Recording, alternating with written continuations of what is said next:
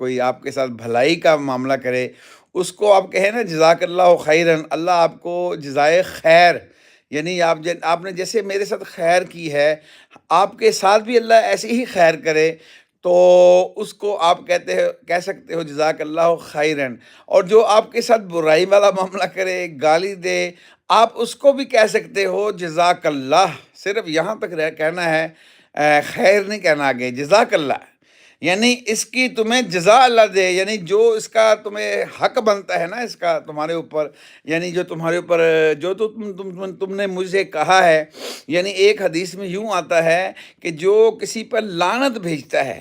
حالانکہ لعنت کا مطلب بھی مجھے اور آپ کو پتہ نہیں ہے، اور ہم اکثر کہہ دیتے ہیں وہ لعنت جو ہے وہ ساری دنیا کا چکر لگاتی ہے، یہ انسان نے اپنے آپ کو پہچانا نہیں ہے، فرشتوں کو حکم دیا کہ اس کو سجدہ کرو، یہاں سمجھ میں آ جائے، ہمارے اللہ ہم سب کو سمجھ دے دے، اللہ نے مجھے اور آپ کو اپنا خلیفہ بنایا ہے، اور اللہ کے نبی نے یہ بات فرمائی ہے کہ دیکھو جی، مبارک ہے وہ بندہ جس کو دیکھ کر اللہ یاد آ جائے، اندازہ کرو پھر جب یہ نماز پڑھتا ہے تو اللہ سامنے ہوتا ہے،